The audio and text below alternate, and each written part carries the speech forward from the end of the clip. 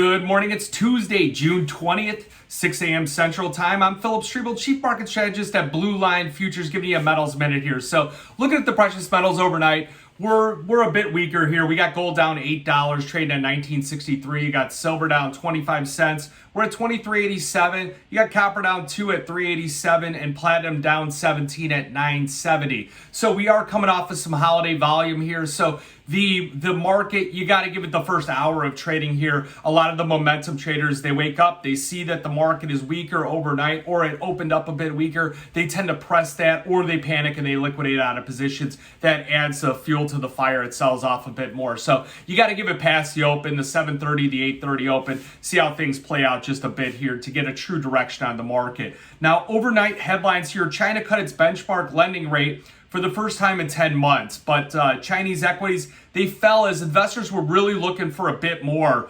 The one-year prime loan rate here, they cut 10 basis points to 3.55, the 5-year 4.2. They really wanted a larger stimulus. And I think that's what put pressure here on the copper market, on the silver market. So silver was, we're close to the low end of the session here, but some of these other markets had a little bit wider range, like the gold market down to 1955. We're trading at 1963 here last. So what we're watching, we're going to be definitely watching Jay Powell. He's got a 2-day testimony. They're looking for signs, future signs of the direction of economic policy that he's going to put out.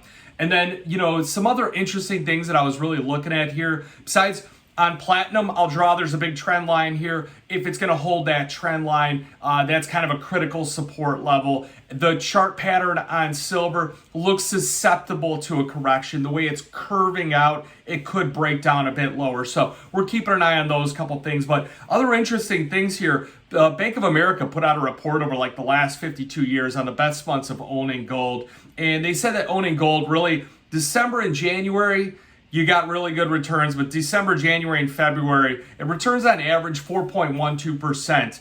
And, it looked at the summer months here, where we're at right now, make it a little bit more tangible. July through September is averaged about 3.10 basis points here as far as strength. So there is some degree of volatility here. Every year is going to be a little bit different. Seasonal patterns, although they have that seasonal tendency, you got to remember the past performance, not indicative of future results. So it's really the strong demand ahead of the Indian season when they really start buying gold, historically October, November, so that July, September, those are your key months here where they're going to buy into that. So any kind of significant weakness, I think it's worth owning a percentage of gold. And then again, December to January. Now, if you don't get our seasonal report, we do put that out here. And I do cover some of the seasonals on the markets. I can tell you the platinum right leading into December to January has worked out fantastic, and it tends to rally until about April, May, where it peaks out. So if you got any questions on that, shoot me a call. I can shoot you over some details on it. We'd love to get you out a report here. So you got any questions, 312-858-7303. Remember, futures and option trading